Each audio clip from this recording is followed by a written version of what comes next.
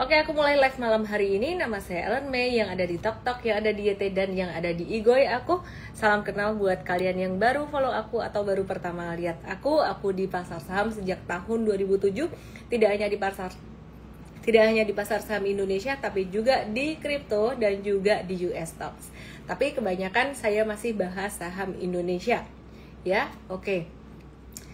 Yuk kita mulai live malam hari ini, dan seperti biasa saya akan share charts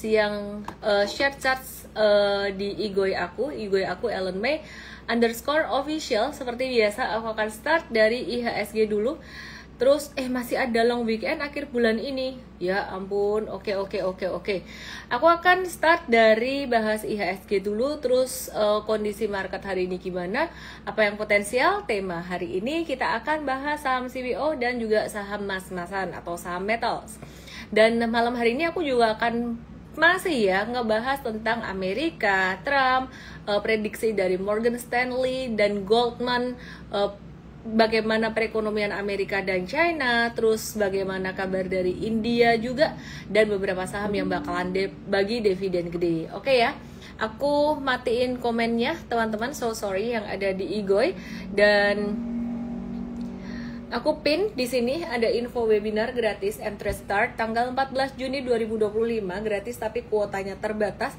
Jadi teman-teman kalau misalkan mau belajar tentang trading, baik itu buat saham, kripto atau US stocks, untuk apapun, kalian bisa belajar di sini ya, di M-Trade Start Basic Trading Mastery. Temanya ngulang lagi untuk yang pemula, Basic Trading Mastery, Sabtu tanggal 14 Juni 2025 jam 10 pagi. Jadi kalau kalian nonton live aku dan kalian gak ngerti, itu wajar banget karena aku ngebahas tentang kondisi day to day. Caranya gimana di M-Trade Start. Langsung aja kita bahas IHSG hari ini.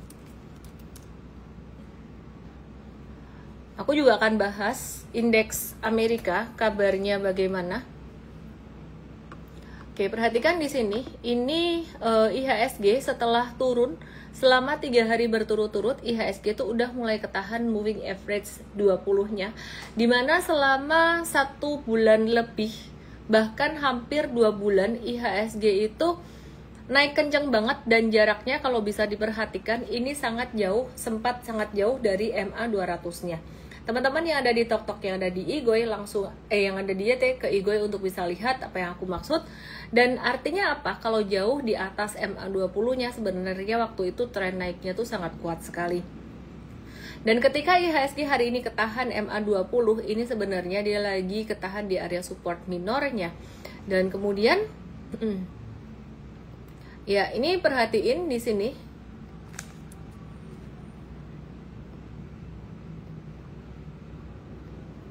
Perhatiin di sini ya.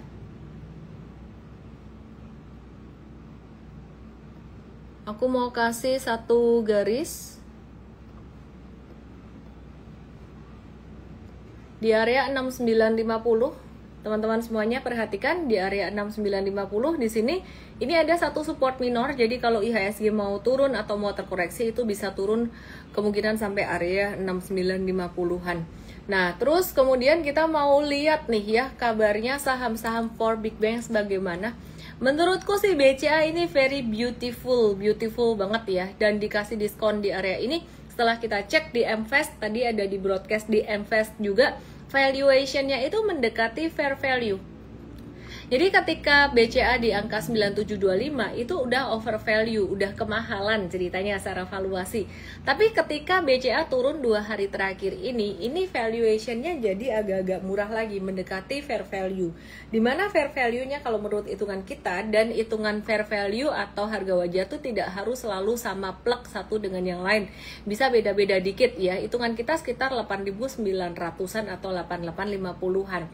Warren Buffett sendiri di dalam salah satu speech-nya yang dirangkum oleh Robert J. Heffstrom bilang bahwa kalau ngitung valuasi itu nggak usah sampai harus detail gitu loh. Maksudnya nggak harus sampai kayak telit, sampai apa ya, sampai perfeksionis. Intinya tuh estimasi aja cukup gitu. Dan kita ngelihat BBCA ini potensial banget baik untuk trading maupun untuk investing. Disclaimer untuk teman-teman yang masih pemula, seandainya dikasih diskon lagi sampai 8650, wah that's so beautiful. Maka dari itu selalu harus siap ada cash ya. Aku bukan penganut all in naga cacing, meskipun sebenarnya saat ini aku kepengen banget all in di sini untuk tradingan aku yang BCA. Sementara itu buat investingnya saya masih hold. Oke ya, kemudian disclaimer buat teman-teman semuanya ya. Jadi buat yang masih pemula yang selalu masih ngelihat sehari-sehari naik turun ya. Jadi ini view-nya bukan buat sehari-sehari doang. Dan kalau diperhatikan BBRI saat ini di area support sekitaran 4180, ini juga kena support MA20-nya. Nah, kalau BCA sendiri ini sebenarnya udah agak breakdown dari MA20, dia kena di MA100-nya, ketahan di MA100-nya. Nah, terus kalau BBRI ini ketahan di MA20 dan pas di area supportnya, ini juga sebenarnya potensial, tapi kalau misalkan ada turun atau ada koreksi sampai level 3970 sampai level 4000-an, ini juga masih beautiful. Jadi masih beautiful, cuman kemungkinannya berapa besar sih dia turun sampai 3950 sampai 4000? We never know. Kenapa? Karena asing saat ini lagi memperhatikan banget langkah dari Amerika dan China itu bagaimana. Nah, jadi kemarin investor asing, investor gede itu ada jualan banyak di saham-saham perbankan. Sebenarnya mereka tuh profit taking aja sih, di tradingin aja dalam jangka pendek. Tapi mereka juga akan masuk lagi atau akan entry lagi kok gitu. Oke ya. Nah, jadi itu tadi BBRI, dan aku juga udah bahas tadi dia bakalan kalau misalkan ada sedikit room of error dia bisa turun sampai level berapa, sekitaran 3970 atau level 4000-an. Nah, terus ada yang nanya kalau misalkan trading tuh masih perlu stop loss nggak sih buat saham-saham perbankan ini, perbankan besar. Kalau misalkan mau di hold aja buat investing boleh nggak? Sebenarnya boleh-boleh aja ya, tapi kadang-kadang teman-teman expectationnya mesti harus dijaga. Kalau kalian investing itu mesti harus siap ya, bukan soal saham BRI-nya atau apanya, tapi kalian harus siap mengerti benar tentang fundamental perusahaan dan harus siap jika diseret sampai turun 20 atau 10%. Saya lagi bukan ngomongin saham BRI, tapi ngomongin prinsip investing secara keseluruhan. Bahkan Warren Buffett sendiri mengatakan bahwa kalau kamu investasi pada satu saham dan kamu suka emiten tersebut, secara fundamental memang benar-benar bagus, bukan cuma suka-sukaan aja, itu kamu harus siap loh kalau misalkan sampai ada room of error sampai 50%. Maka dari itu Warren Buffett dan seperti gurunya Benjamin Graham menilai room of errornya tuh seberapa banyak sih. Room of errornya seberapa banyak itu dengan cara kita, Warren Buffett mengikuti gurunya Benjamin Graham menilai room of error itu seberapa besar dengan melihat margin of safety. Nah, ini agak beda dengan pendekatan teknikal yang aku dari tadi bahas. Margin of safety itu artinya jarak dari harga wajar atau fair value dengan value atau harga saat itu tuh seberapa banyak diskonnya. Semakin murah, pastinya margin of safety-nya semakin besar, dan itu dibahas di MVest.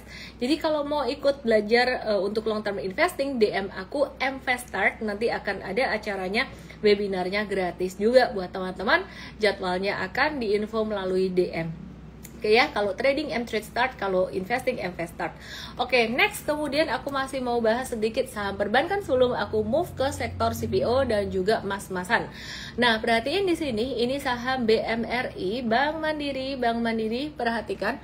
Kalau saya tarik satu garis ini benar-benar dia pas lagi di area supportnya. Jadi sebenarnya koreksinya juga beautiful dan normal. Terlepas dari kondisi dalam negeri, mungkin PMI manufaktur lagi masih terkontraksi di bawah 50. Mungkin secara kondisi negara mungkin lagi agak-agak melambat perekonomiannya, dan BRIS mau keluar dari kemungkinan ya rumornya mau dikelola secara mandiri oleh Danantara, bukan di bawah BMRI atau BRI atau BNI. Nah, itu sebenarnya kalau menurut aku sih cuman profit taking sesaat aja.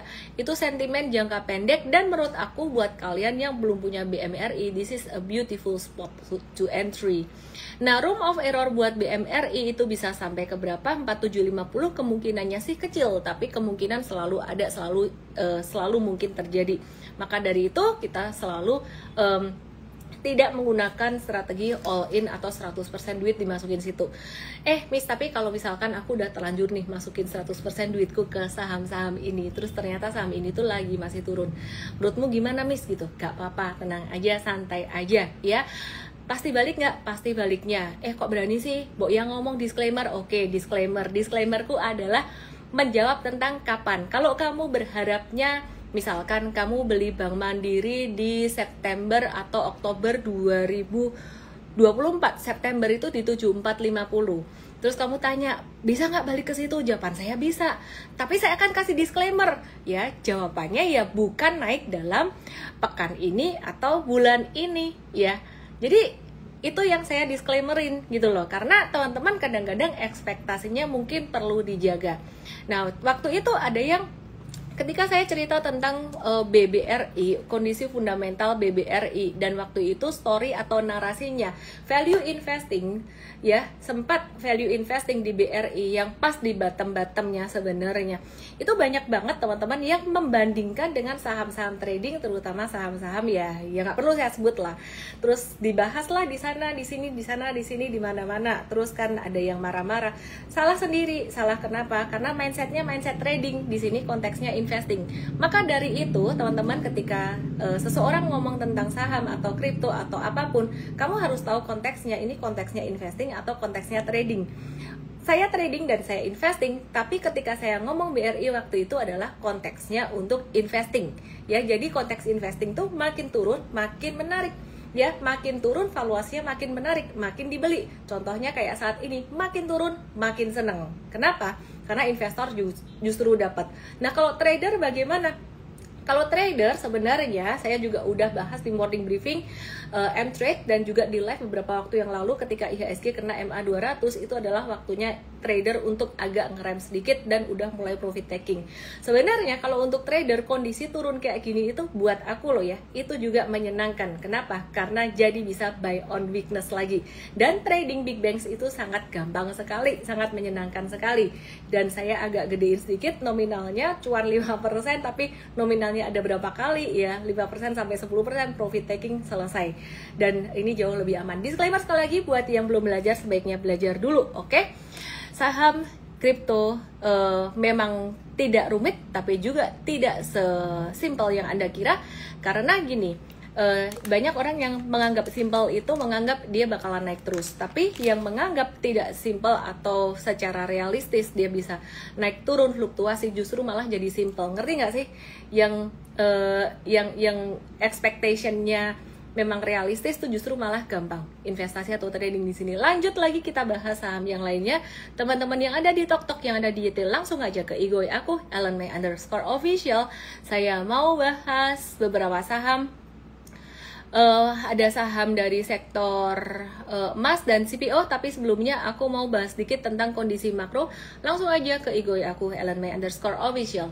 Nah, Donald Trump ini berencana buat nelpon ngobrol sama presidensi atau presiden dari China pekan ini, dan saya penasaran banget mereka obrolannya kayak gimana. Kalau direkam, kalau di-up di sosial media mungkin bakalan seru nih ya. Karena presidensi itu China itu kalau menurutku karakternya tuh tegas, firm, gak mencela-mencela, gak berubah-ubah. Sementara itu di sisi yang satunya lagi ya, Bapak Donald itu dia sering kali berubah-ubah, sampai sama rakyatnya sendiri itu disebut taco. Taco tuh artinya Trump always chickens out, artinya berubah-ubah. Nah, hubungan kedua negara ini makin panas dan saling tuduh soal melanggar kesepakatan tarif gitu ya.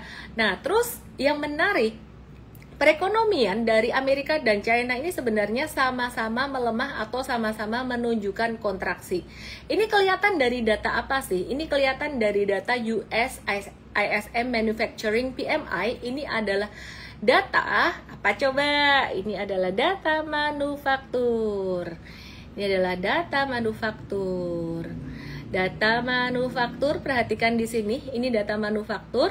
Ya, jadi ini data manufaktur di Amerika, US ISM Manufacturing PMI, artinya pabrik-pabrik di Amerika itu terakhir ekspansi itu di Januari 2025. Nah, memasuki bulan Februari, Maret, April, Mei, ini melambat terus bro. Dari angka 50,9, di Januari turun jadi 50,3, di Februari masih ekspansi dikit, tapi di Maret udah kontraksi. Lihat di IG aku @ellenmay_official 49 poin, kemudian di April jadi 48,7, dan di Mei lebih jelek lagi.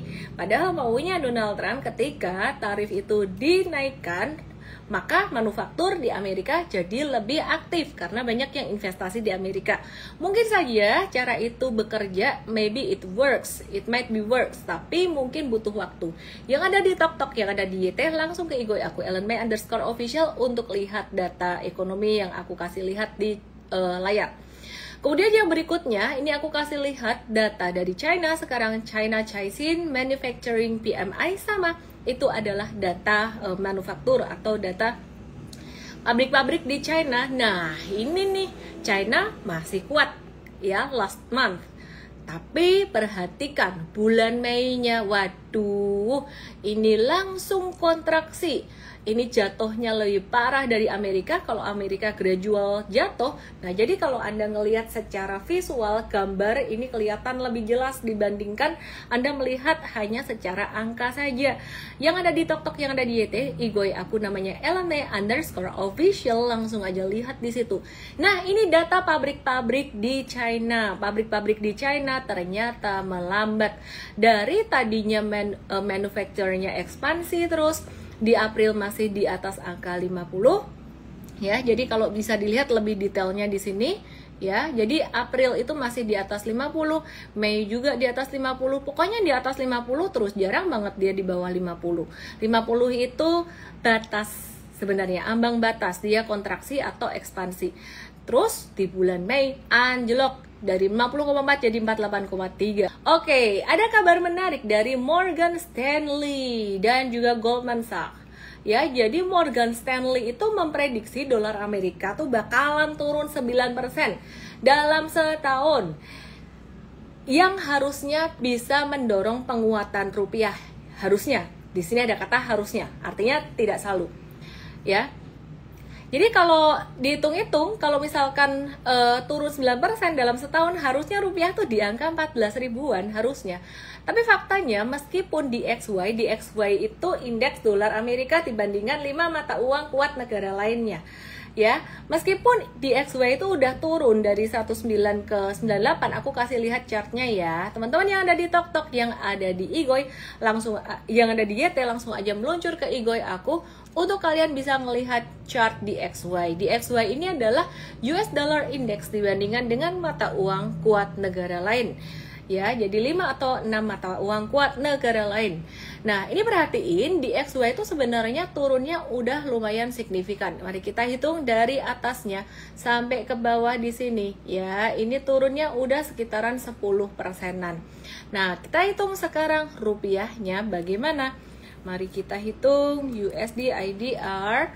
Kalau US-nya turun, melemah terhadap mata uang lain, ternyata terhadap rupiah cuman sempat turun sampai 4,8% aja, dimana tadi di XY-nya terhadap mata uang negara lain ini tuh turunnya 10%. Mari kita lihat ya, jadi 4,85% turunnya atau sekitaran 4%-an. Nah, ini tuh berarti bahwa rupiah kita itu juga nggak kuat-kuat amat. Meskipun USD-nya melemah, rupiahnya tuh juga melemah. Jadi diskonnya tuh jadi nggak banyak gitu ya. Nangkep ya? Maka dari itu ketika USD digadang-gadang oleh Morgan Stanley bakalan turun 9% dalam setahun, ini aja udah turun 10% gitu ya. Jadi belum tentu rupiah di angka 14.000. Cuman ini jadi satu warning juga buat kita untuk jangan buru-buru kalau misalkan mau ngeborong USD buat investing gitu ya. Secukupnya sesuai dengan kebutuhan saja. Artinya rupiah itu sebenarnya nggak cuma dipengaruhi USD tapi juga oleh sentimen lokal, tidak cuma dipengaruhi global tapi juga lokal. Dan beberapa waktu terakhir ini investor asing tuh agak-agak ragu karena pemotongan dana infrastruktur atau ada efisiensi di dalam negeri. Jadi investor asing juga masih banyak bertanya-tanya sepak terjang di Indonesia ini gimana. Nah, tapi kalau sentimen ini membaik, maka rupiah bisa lebih menguat. Oke, terus ada kabar lagi dari Goldman Sachs. Nah, ini yang lebih sebenarnya membagongkan. Apa tuh? Goldman Sachs tuh bilang bahwa perekonomian Amerika itu pertumbuhannya bakalan jadi yang paling lambat, jadi paling lelet di tahun 2025 ini. Loh, kok bisa sih yang ditok-tok yang dia ke Igoy aku? Nanti aku akan kasih lihat chart saham-saham ya. Jadi Goldman Sachs itu baru aja ngeluarin prediksi yang cukup mengejutkan. Seperti aku bilang tadi, mereka bilang pertumbuhan ekonomi Amerika di 2025 bakalan jadi yang paling lambat, dan inflasinya, aku perlambat di sini, justru paling tinggi dibandingkan semua negara maju lainnya di akhir 2025 nanti.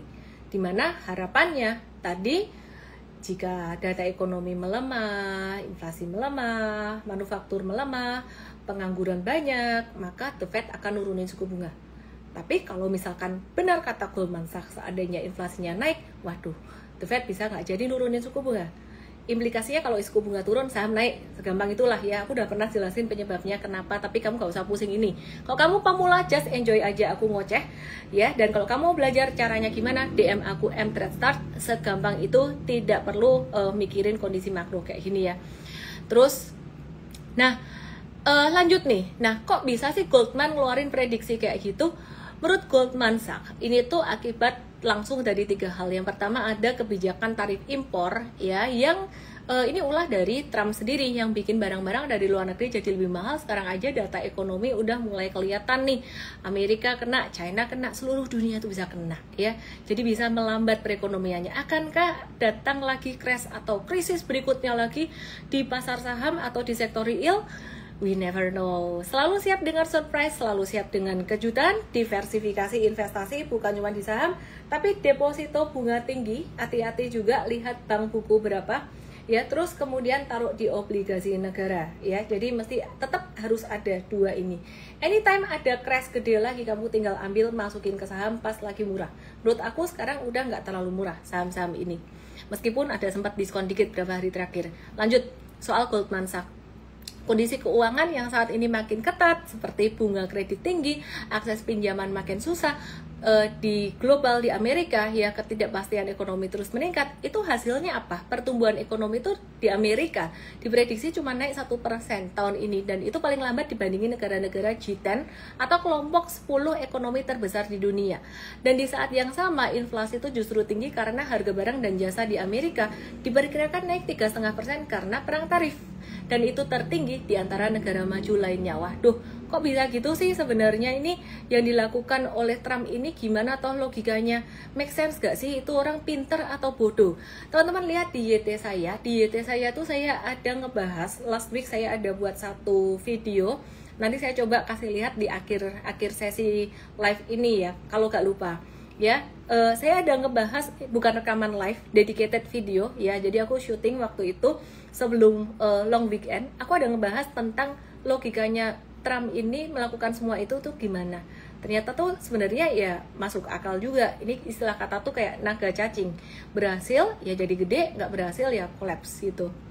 Nah, pasar keuangan tuh juga nggak stabil di Amerika. Indeks S&P 500 itu juga sangat volatile sekali, which is kalau buat aku sih itu kesempatan. Terus masalahnya tuh bukan cuma soal ekonomi yang ngelambat, tapi juga Amerika tuh kalah perform dibanding negara besar lain ya, baik dari sisi pertumbuhan ekonomi maupun pengendalian inflasinya. Terus yang makin bikin ironis ya, menurut kata Goldman Sachs ini ya, semua ini terjadi di tengah kebijakan pemerintah yang awalnya janjiin sebaliknya, di mana ekonomi lebih kuat dan inflasi yang lebih rendah. Pemerintah Amerika maksudnya. Kesimpulannya gimana? Amerika yang selama ini jadi role model ekonomi dunia lagi menghadapi tantangan besar. Ya, dan ini bisa berdampak ke seluruh dunia, termasuk pasar saham global, kripto, bahkan investor retail di Indonesia. Jadi kalau kamu investor atau baru mulai belajar, sebenarnya ini malah jadi momen bagus atau momen penting untuk lebih peka sama arah ekonomi global, dan ini bisa jadi kesempatan buat kamu. Oke, Caranya gimana? Intinya kamu siap belajar aja. 2 cara. Yang pertama untuk trading, DM aku mTrade Start. Ada webinar untuk cara trading, bisa dipakai di market apapun. 14 Juni jam 10 pagi, Basic Trading Mastery. It's very easy, super easy, practical banget. Nggak harus ngertiin makro kayak gini wes. Pokoknya kamu gak mudeng makro juga bisa cuan. Yang kedua, untuk long term investing, DM aku mFast Start supaya kamu bisa ngebaca fundamental perusahaan. Yang mana duluan? Yang mana duluan terserah. Dua-duanya ikutin aja. Oke, terus aku mau ngebahas tentang CPO dulu sebelum mas-masan. Yang ada di TokTok JT langsung aja ke Igoy. Ya, Igoy, aku Ellen Manderscore Official. India lagi mangkas pajak ekspor CPO dan ini tuh positif banget buat Indonesia. Ya, jadi India tuh resmi mangkas pajak impor dasar untuk minyak nabati mentah sebesar 10% termasuk untuk CPO minyak kedelai, minyak biji bunga matahari. CPO itu minyak kelapa sawit. Tujuannya untuk ngedukung pabrik pengolahan dalam negeri di India dan juga melindungi petani lokal dan tenaga kerjanya, menjaga harga minyak goreng itu tetap terjangkau. Nah, terus dampaknya ini positif buat ekspor CPO Indonesia karena India adalah importir minyak nabati terbesar atau 70% kebutuhan dibutuhi dari impor.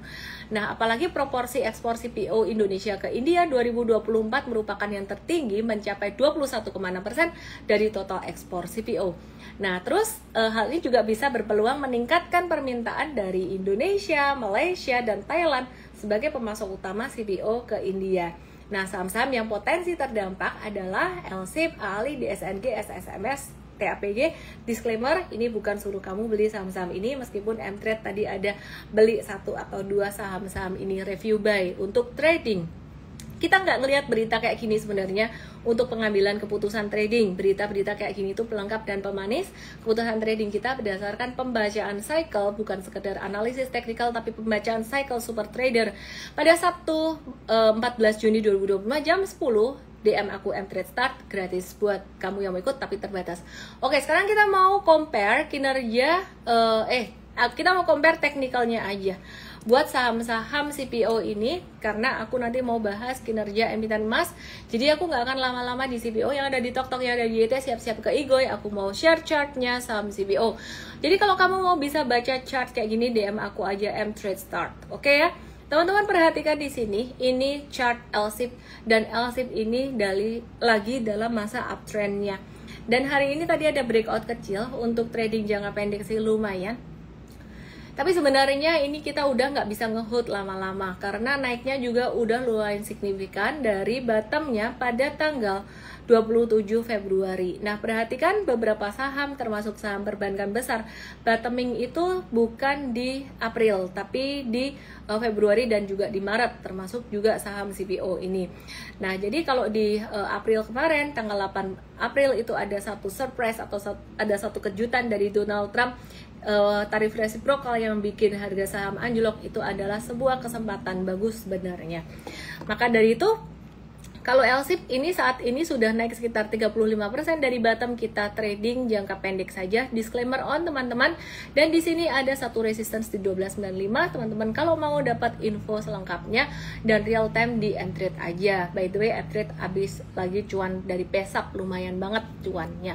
Oke, terus kemudian teman-teman mari kita lihat buat saham yang lainnya, AALI atau ALI, Astra Agro Lestari yang juga lagi dalam perjalanannya menuju uptrend, tapi ini mah kebanyakan sideways-nya.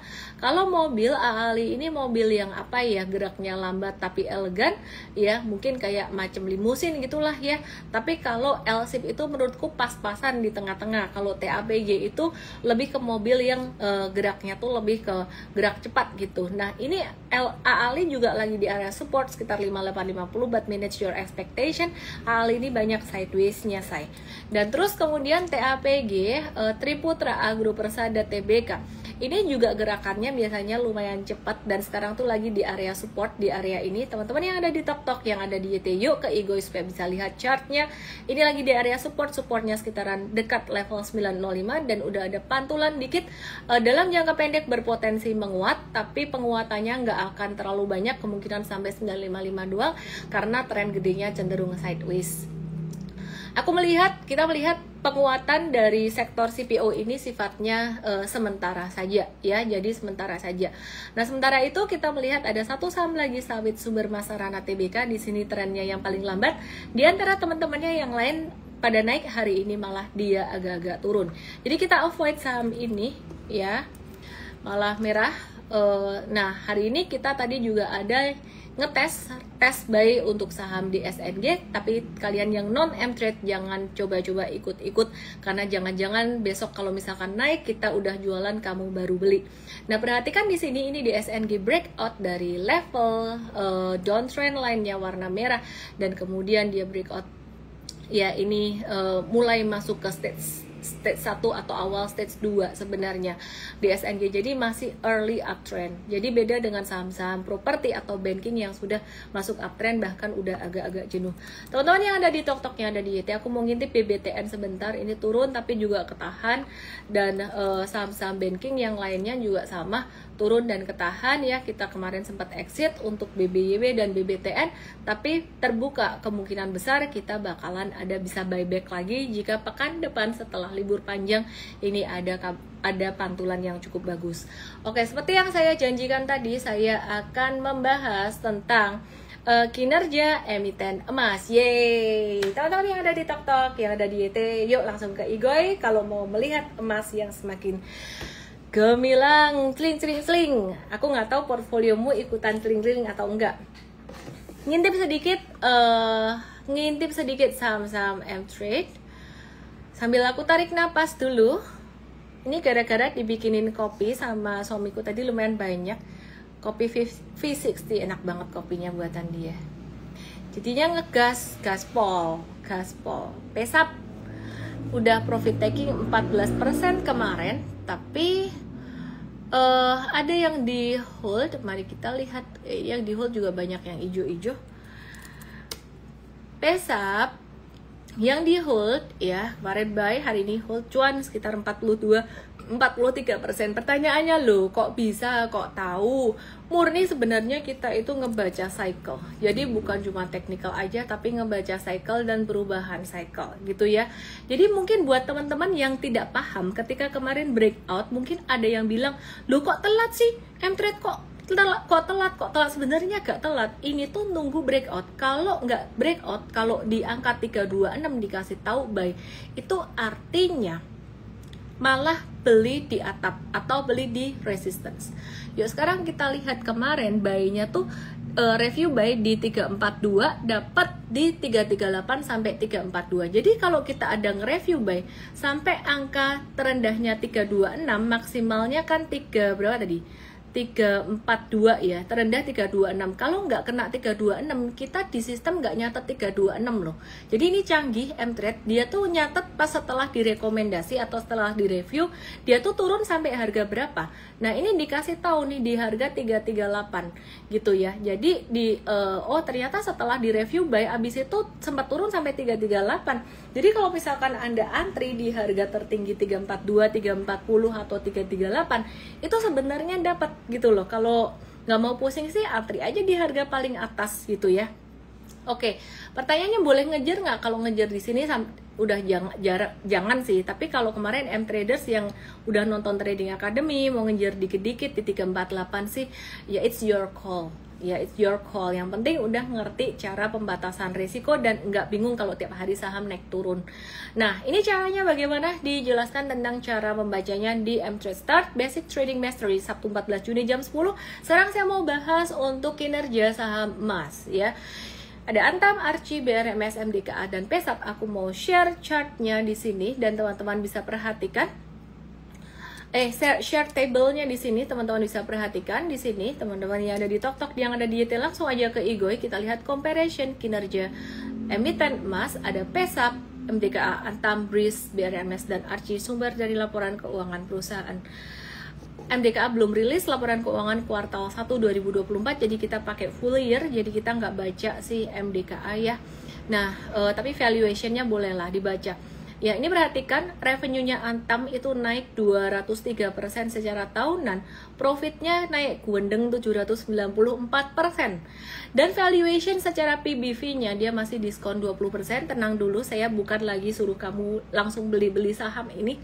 Kita lihat Archie, dia secara revenue naik 66%, kemudian net profitnya naik 357% secara tahunan. Secara kuartalan agak-agak turun 25%, sementara itu Antam masih naik 47% secara kuartalan labanya. Nah, kita ngelihat juga BRMS ini secara revenue-nya, pendapatannya juga naik 215% secara tahunan. Jadi emiten mas-masan ini sebenarnya lagi cuan-cuanan, cuan banyak. Laba tahunan BRMS naik 250%, kuartalan 55%. Dan ini MDKA ini jangan dibahas dulu karena laporan keuangannya belum keluar. Terus kita lihat PESAP. Tapi most likely mestinya juga lebih bagus ya dibandingkan dengan tahun lalu si MDKA karena harga emas naik tinggi. Nah, kita lihat PESAP di sini dia pendapatannya naik 6,4% doang, tapi net profitnya naik 450%, dan secara kuartalan, itu tahunan ya tadi, kuartalan naik 120%. Terima kasih my team yang udah provide me this kind of data, dan siapakah aku tanpa tim M-Trade. Jadi buat teman-teman yang kepengen menjadi tim coach M-Trade, atau jadi management trainee, trainee dulu juga nggak apa-apa, ya. Jadi baik saham, kripto, US stocks, kalau di US stocks di Super Trader ID partner kita, bukan di M-Trade-nya, by Ellen May juga dong pastinya ya. Langsung aja DM saya coach, dan kasih nama, email, dan WhatsApp. Besok akan dihubungi oleh tim HR kita. Coach, nama, email, dan WhatsApp akan dikasih tahu langkah berikutnya bagaimana. Oke ya. Terus kemudian langsung aja aku mau bahas tentang, oh iya, sedikit tentang fundamental, masih ada tambahan ya. Ini ada masih tambahan info dari tim aku nih ya. Jadi pendapatan per segmennya si Antam itu 82% dari emas, 14% dari nikel, dan lain-lain, ada aluminium, biji bauksit, dan juga perak. Archie 100% dari emas, BRMS 97% dari emas, PESAP 93,8% dari emas.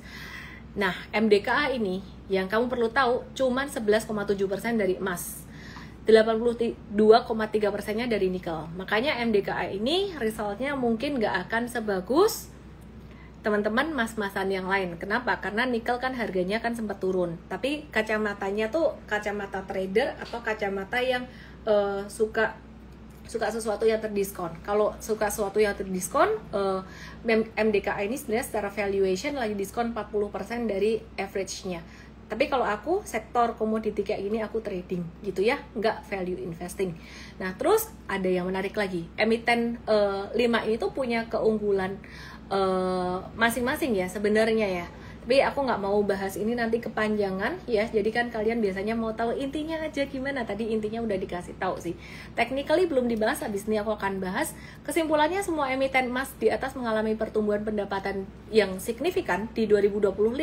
Kenaikan paling tinggi Antam, terus kemudian pertumbuhan laba bersih tertinggi adalah PESAP. Terus sedangkan valuasi termurah kalau dibandingkan secara sektoral ada Archie, tapi yang secara historical dibandingkan tahun-tahun lalu paling murah MDKA. Masuk akal, kenapa? Karena dia yang nikelnya paling gede, kan nikel kan lagi turun, masuk akal ya gitu. Oke, diversifikasi bisnis paling banyak Antam. Aku langsung aja, ini tulisan selengkapnya besok akan dikasih tahu, akan ditulis di artikel M-Trade dan M-Fast mengenai riset tentang kinerja emiten emas. Chart technical yang ada di TokTok, yang ada di YT, langsung aja ke Igoy, lihat aku.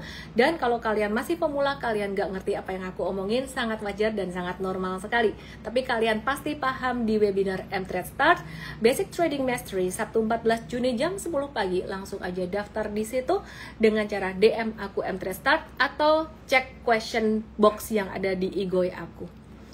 Screenshot aja layar Igoy aku, @Ellen_official. Oke, langsung aja aku buka saham Antam. Yang ada di TokTok, yang ada di YT, Antam tinggal ngehold aja. Ini udah nggak wise kalau kamu kejar di atas, karena perhatikan siapa sih yang memperhatikan candle monthly. Makanya kita bukan sekedar ngebaca technical-technicalan doang. Di M-Trade tuh kamu bukan cuma belajar analisa technical doang. Kenapa? Karena sebenarnya di M-Trade tuh kamu belajar cycle. Kamu belajar ngertiin posisi kita dalam sebuah cycle dengan metode super trader.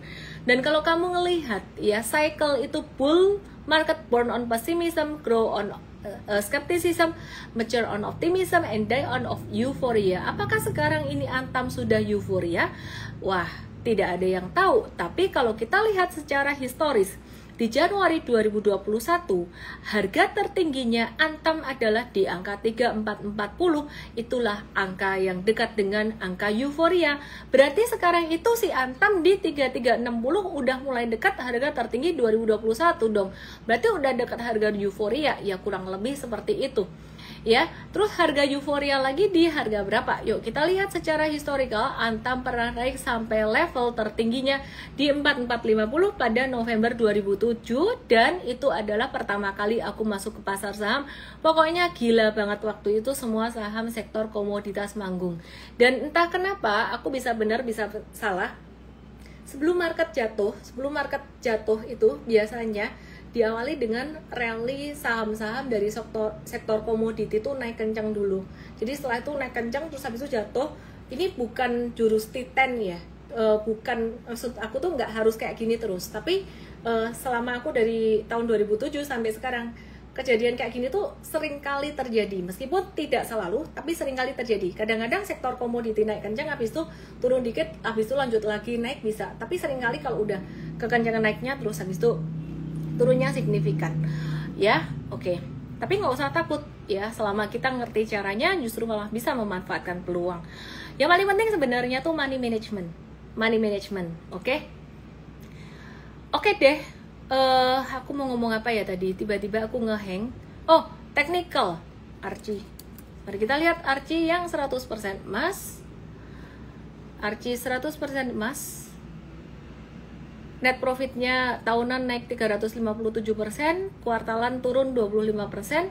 Ini juga naik gendeng ya, naik gila maksudnya. Secara liquidity mungkin perlu dicek lagi ya. Kalau mau trading sebaiknya tunggu on retracement dulu sekitaran level 384 atau level 374-an. 2 hari naik dengan volume transaksi tinggi, which is beautiful, tapi kita nggak ada di Archie. BRMS kita lagi watch juga, sempat kita mau buy breakout di 26 Mei, tapi kita ngelihat IHSG-nya udah di ketinggian, jadi kita ngerem. Jadi di belakang layar tuh sebenarnya kita terjadi satu discussion, wah ini IHSG udah ketinggian nih, saham-saham Big Bank sudah mulai turun nih, udah kita tahan dulu deh, gitu, tunggu dulu ya. Dan ternyata dia bener retrace, tapi retracementnya beautiful. Buat yang ngerti cycle, sebenarnya ini meskipun masih sideways tapi sudah mulai membaik ya. Ada satu low, tapi low-nya lebih tinggi dari low yang sebelumnya. Ini diajarin di M-Trade Academy saya ya. Jadi M-Trade Academy itu beda lagi sama M-Trade Start, dia bimbingan setahun gitu. Jadi BRMS menarik dong buat di buy ya. Ini menarik buat di watch sih, di watch dulu gitu ya. Belum, di buy itu belum. Oke, terus kemudian PESAP yang tadi aku udah bahas, M-Trade udah ada di PESAP dan cuan sekitaran 40%. Yay, thank you M-Trade. Ya naik sekitaran 40-an%. Terus apa yang sebaiknya dilakukan kalau belum punya, tunggu aja bentuk benderanya. Contohnya seperti saham PGEO M-Trade juga cuan banyak, udah 2 digit cuannya. Aku coba cek dulu PGEO ini. Nah ini cuannya 32%an di M-Trade ya. Kita lagi nunggu lagi dia bentuk bendera, cakep benderanya, nanti kita akan masuk untuk jangka pendek. Jadi yang kita hold PGEO ini saat ini di M-Trade lagi yang jangka menengahnya. MVest tuh jarang aku bahas, tapi sebenarnya MVest itu cuannya banyak juga loh. Itu saham investing karena ya. Jadi kalau yang investing aku agak-agak jarang ngebahas cuan-cuannya gimana supaya kalian tidak terlalu over expectation untuk melihat cuan jangka pendek. Sebenarnya cuannya Mvest itu lumayan juga gitu, karena kalau Mvest tuh kebalikan mindsetnya, malah kita nunggu dia turun. Oke, lanjut lagi setelah PGEO. Mari kita, PGEO gak ada urusannya sama emas ya, aku cuma mau ngasih tahu kalau misalkan mau nunggu pesap diskon tuh modelannya kayak PGEO gitu loh. Saya tarik napas dulu. Kemudian MDKA ini kemarin ada rebound dikit, dan ini modelannya kayak L-shape meskipun beda sektor, agak-agak rawan profit taking di dalam jangka pendek ya.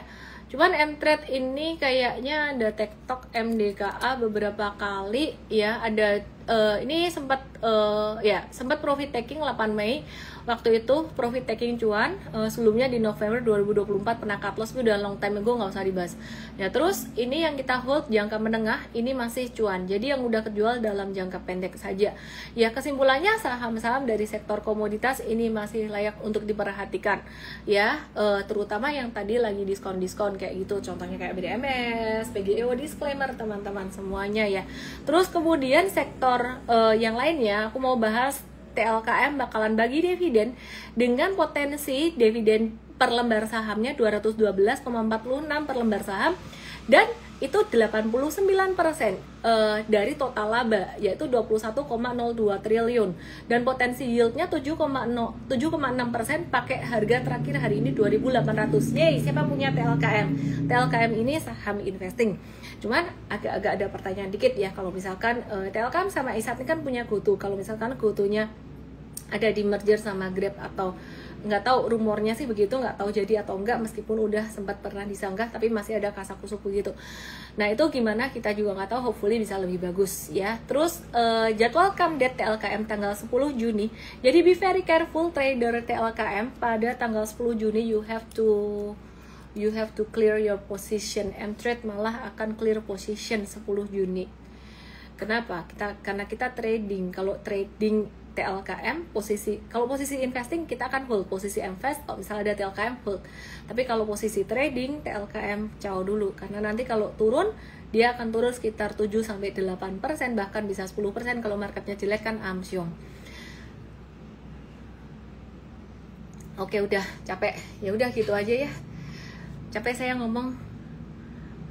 Turn on comment. Selesai. Udah normal lagi layarnya. Emang kenapa layarnya? Oke teman-teman semuanya, belajar trading itu gampang. Jadi kalian belajar aja cara ngebaca cycle kayak yang aku pakai tadi. Ini bukan sekedar technical doang, tapi kalian belajar ngebaca cycle-nya di webinar Mtrade Start tanggal 14 Juni jam 10 pagi. DM aku Mtrade Start buat kalian yang masih pemula-pemula. Kalau mau belajar long term investing, mau jadi kayak Warren Buffett, belajar di Mvestart, DM aku Mvestart. Oke, dah ngenutok sumu. Dah gerah. Aku mau baca komen kalian yang di Igoy masih belum keluar komennya karena banyak yang started following me. Thank you for following me. Halo yang ada di TokTok, ada Steph, ada Liang Hoki yang ada di Igoy, Nasli Pelita Hati, Solikin Putra, Handoko, Liviana Tandela. Ini lebih ngos-ngosan daripada aku nge-gym tadi. Minum dulu. Jangan lupa follow Igoy aku yang lain. Igoy aku Super Trader ID. Super Trader ID itu untuk bahas tentang US stocks, dan kita mau bikinin juga TokToknya nanti. Kalau YT-nya satu aja, pakai YT aku. Kedepan kita akan lebih banyak bahas tentang US stocks juga ya di YT. Terus jangan lupa juga follow Igoy Cryptofolio, CRYPTO Cryptofolio, buat lebih banyak belajar tentang kripto. Kangen arah, berat ya gendong dia. Terus bulunya rontok-rontok di bajuku.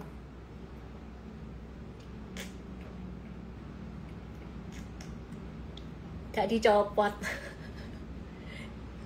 Daripada polosan bagus gini gak sih?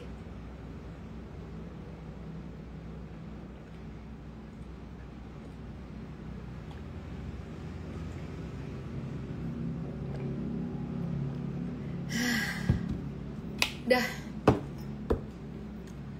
BNGA PRPT. Let me check. Videonya mana Miss? Oh iya. Video di YT ya. Oke. Semiring YOUTUBE.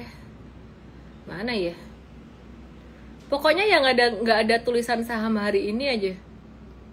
Video lebih cek.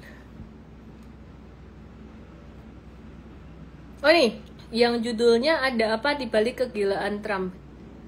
Ini sebenarnya ngejelasin tentang logika berpikirnya dia tuh. Agak panjang sih videonya, semoga nggak bosen. Logika berpikir dia yang anyway. Subscribe YT aku ya. Miss you too. Sopo iki Aris Munawar. Miss Ara. Pani sama Breeze.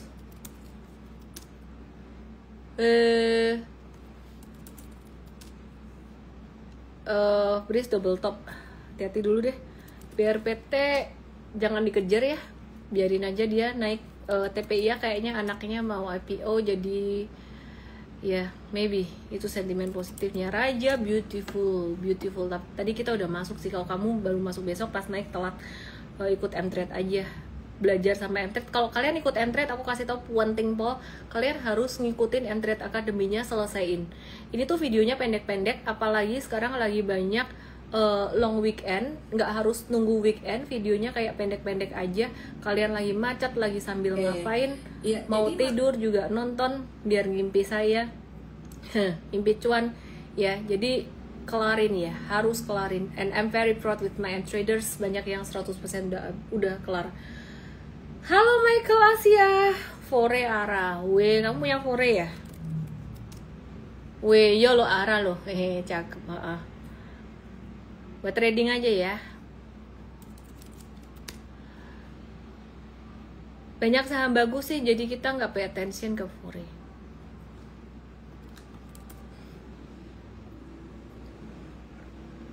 Layarnya disco, nggak toh. Newbie di sini Miss, wajib ikut M-Trade Start 14 Juni, langsung aja DM saya M-Trade Start.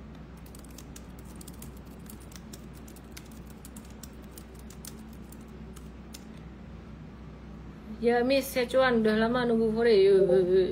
Oke, ya sudah, saya capek ngomong. See you tomorrow di morning briefing M-Trade at 8:15. Jangan lupa kalau ikut M-Trade harus selalu tontonin M-Trade Academy-nya. Sudah jam 9. Selamat malam, salam profit, Wan An. Selamat malam. DM saya M-Trade Start, DM saya M-Trade Start. Dadah. Mau buka akun saham di mana? Mau buka akun kripto di mana? Nanti aku bahas ya di Igoi Story aku, dan di Igoi channel aku. Dadah.